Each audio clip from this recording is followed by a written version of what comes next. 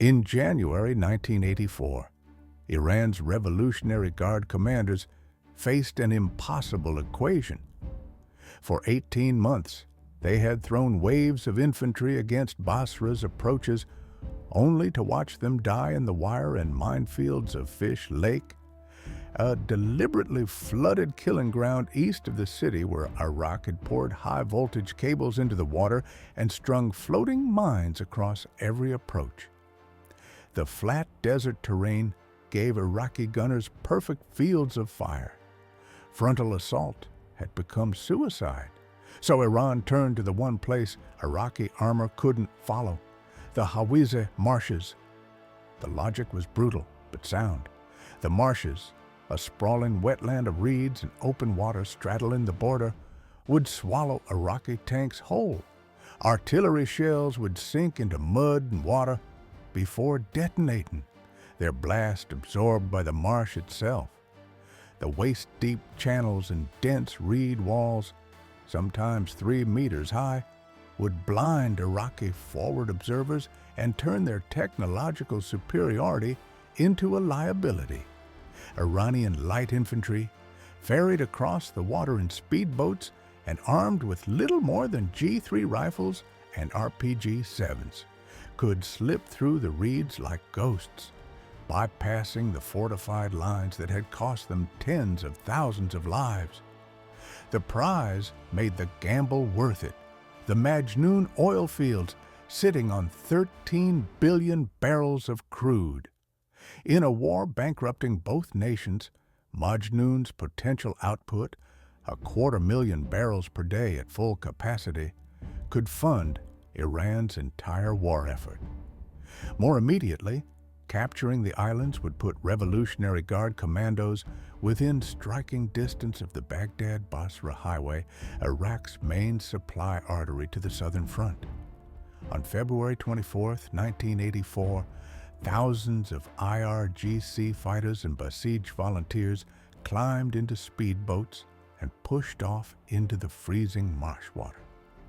The temperature hovered near 10 degrees Celsius. Most had never trained for amphibious warfare.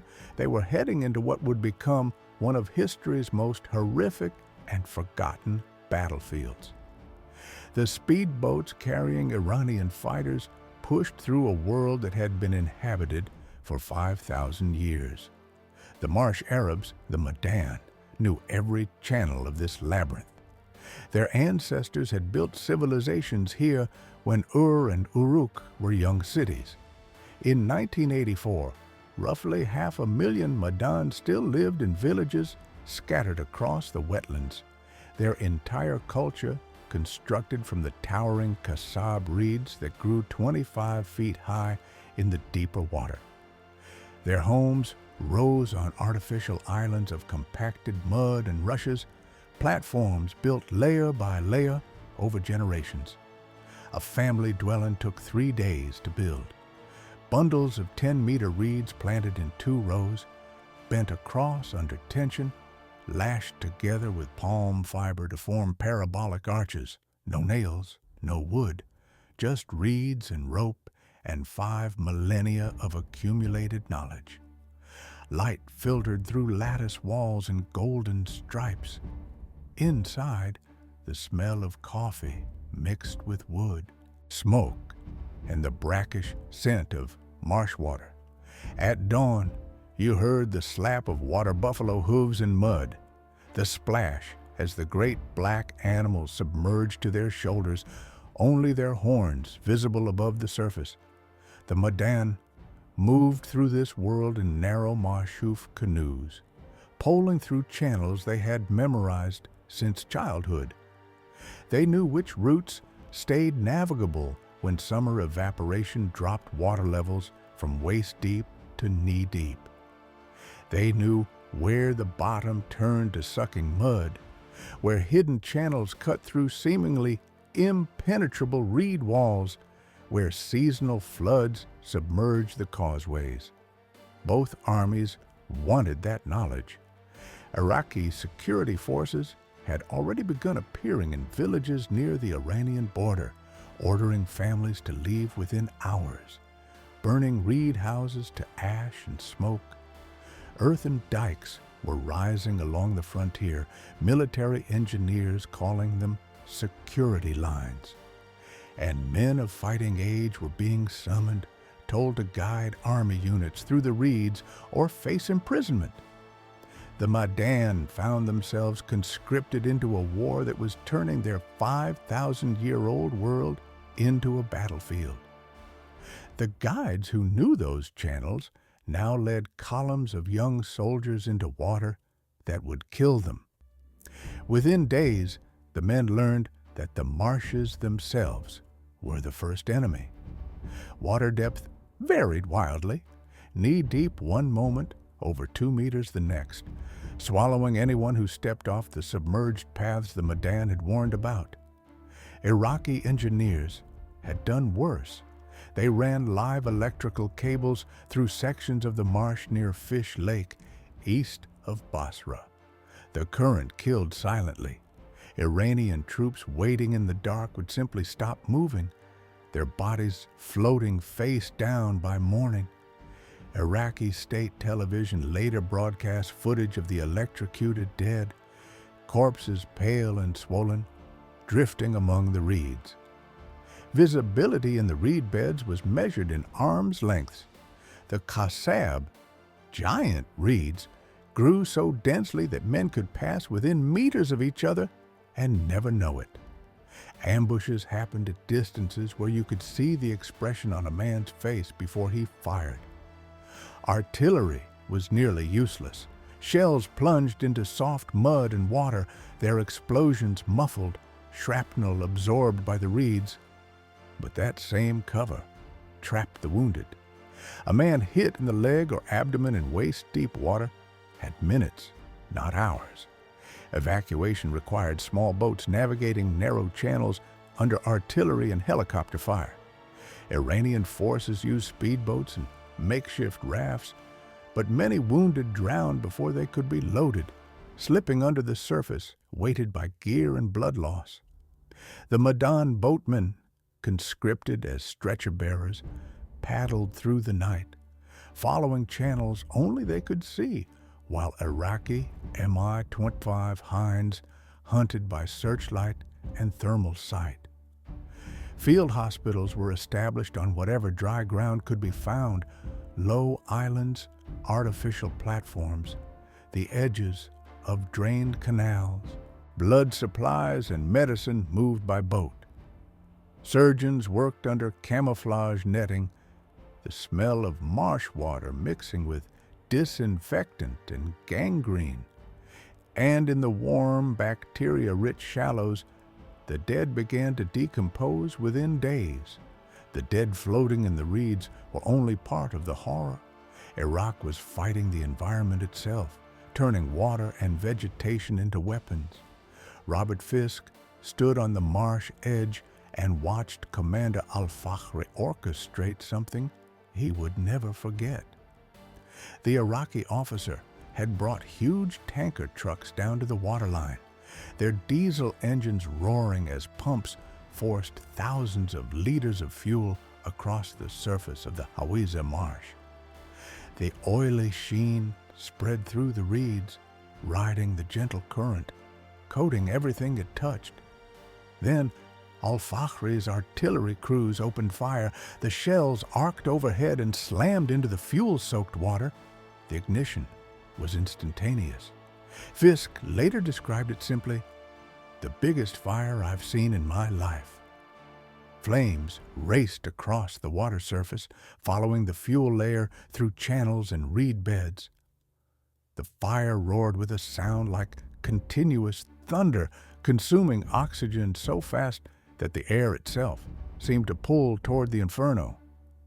Dense black smoke climbed vertically in the windless dawn, then spread into a pall that turned day into twilight. The heat was so intense that metal equipment on the Iraqi side blistered paint. Reeds exploded as moisture inside their stems flashed to steam. Birds that tried to fly through the smoke fell back into the flames.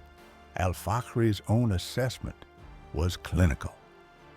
He burned and killed everything, Fisk recorded, the whole environment. The tactical purpose was clear: deny terrain to Iranian infiltrators, destroy cover, create impassable fire zones where IRGC units had been moving at night. The Majnoon guides who knew the safe channels found those channels turned to corridors of flame. Iranian positions on the Marsh Islands became isolated kill zones, cut off by walls of fire and smoke. Casualties were impossible to count because the bodies were incinerated or sank into water now fouled with ash, fuel residue, and the liquefied remains of what had been a living ecosystem hours before. What Al-Fakhri's inferno could not accomplish, sulfur mustard completed with cold precision. In February 1984 at Majnoon Island and March 1985 in Hawizeh Marsh, Iraqi forces unleashed what medical reviews would later describe as catastrophic chemical attacks. More than 1,800 metric tons of mustard gas deployed across the entire war, with hundreds of tons concentrated in these waterlogged killing grounds. The tactical logic was inescapable. Sulfur mustard is a persistent agent, stable for more than a week in moderate conditions. In the marshes, that persistence became lethality multiplied. Artillery shells and aerial bombs, 250 kilogram and 500 kilogram payloads dropped from Iraqi aircraft, delivered the agent into reed beds and shallow water where it formed oily droplets that sank, adhered to vegetation, contaminated mud.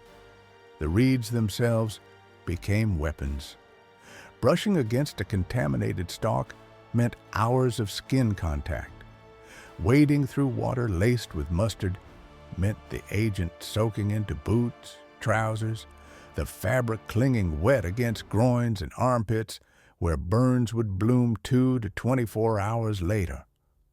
The vapor physics worked against the Iranians with brutal efficiency. Sulfur mustard is heavier than air. Over cool marsh water, especially at dawn or dusk, it formed dense layers at breathing height, 0.5 meter to 1.5 meters above the surface, exactly where soldiers crouched in the reeds. Local breezes over open water kept concentrations pooled in low-lying positions. Men inhaled it for hours without realizing, the latency period masking exposure until their eyes began to burn, their lungs to tighten, their skin to erupt in yellow fluid blisters that felt, survivors said, like being scalded with boiling water. Decontamination was a fiction. There was no washing off an agent when you stood waist-deep in the contaminated water itself. Protective gear, rubber suits, masks, became death sentences of another kind in the suffocating heat, removed within minutes as soldiers chose heat exhaustion over asphyxiation, and in removing them, chose chemical burns instead. And yet, as the blistered bodies floated in the contaminated water, as the reed beds smoldered with fuel residue and chemical residue alike, the governments whose inspectors documented every detail made a calculated choice to look away. The United Nations mission of March 1984 was unequivocal. Report S-1 Threat 3, filed just weeks after the Marsh offensives began, concluded that chemical weapons in the form of aerial bombs have been used in the areas inspected in the Islamic Republic of Iran. The experts identified sulfur mustard in samples from the southern sector, the marshlands near Majnoon Island, and the Shat al-Arab lowlands. They cataloged the injuries: severe conjunctivitis, corneal damage, erythema, and blistering of the skin, respiratory distress. The clinical precision of the language could not obscure what it described: men scalded by invisible fire, drowning in air. By March 1986, the Secretary General's letter, S-911, reminded the Security Council that our reports of 1984 and 1985 confirmed that chemical weapons had been used against Iranian forces, and noted with careful diplomatic frustration that the use of such weapons has nonetheless continued. The United States voted against the statement. The United Kingdom abstained. This was not ignorance. In May 1986, the CIA translated an Iraqi document showing that Iraq had stored 3,975 mustard-loaded artillery shells at the Al-Qamishiyah depot, specifically for attacks on Iran during 1984 and 1985. By 1984, the CIA had begun secretly providing battlefield intelligence to the Iraqi army. Intelligence that Iraq used to target strikes that included chemical weapons. Meanwhile, European chemical firms continued shipping thiodeglycol, phosphorus oxychloride, phosphorus trichloride, the precursors for mustard and nerve agents, in industrial tonnages to Iraqi front companies throughout 1984, 1985, 1986, glass-lined reactors, distillation columns, corrosion-resistant piping, the infrastructure of atrocity, invoiced as pesticide equipment. The logic was coldly geopolitical. Preventing an Iranian victory mattered more than stopping chemical warfare in a marsh no Western voter had heard of. The dikes and drainage channels carved into the Hawizeh Marshes in 1984 and 1985 were not simply defensive earthworks. They were the prototype for something larger. In 1984, Iraqi engineers constructed a dike along the Iranian border for gun emplacements and a large military fortress. This action displaced a large number of Hawizeh marsh dwellers and drained large parts of the Al-Hawizeh Marsh in southeastern Iraq. The elevated embankment served dual purposes: a firing platform for artillery and a hydraulic barrier that cut off traditional water channels. Where water once flowed freely through reed beds, it now pooled against compacted earth or drained away entirely, exposing mud flats that had been submerged for millennia. In 1985, the Iraqi government built levees and drained part of the marshes in order to develop the Majnoon oil field, presumably to help fuel and pay for the war. The pattern repeated: earthworks, drainage, displacement. The war-induced displacement of the Al-Hawizeh Marsh Arabs was the first in a series of forced moves over a 15-year period. By 1988, during the Tawakkalna ala Allah operations that retook Majnoon, Iraqi forces moved across terrain that had been systematically re-engineered. A road across the central marsh, parallel to the west bank of the Tigris, effectively bisected the marshes from north to south. What had been impassable wetland was now a militarized corridor. Reed houses, once scattered across islands and floating platforms, were gone. The Majnoon, who had guided both armies, were now refugees in their own homeland, their 5,000-year-old culture dissolving as the water receded. If you enjoyed this story, hit subscribe for more World War historical deep dives every week. Thanks for watching.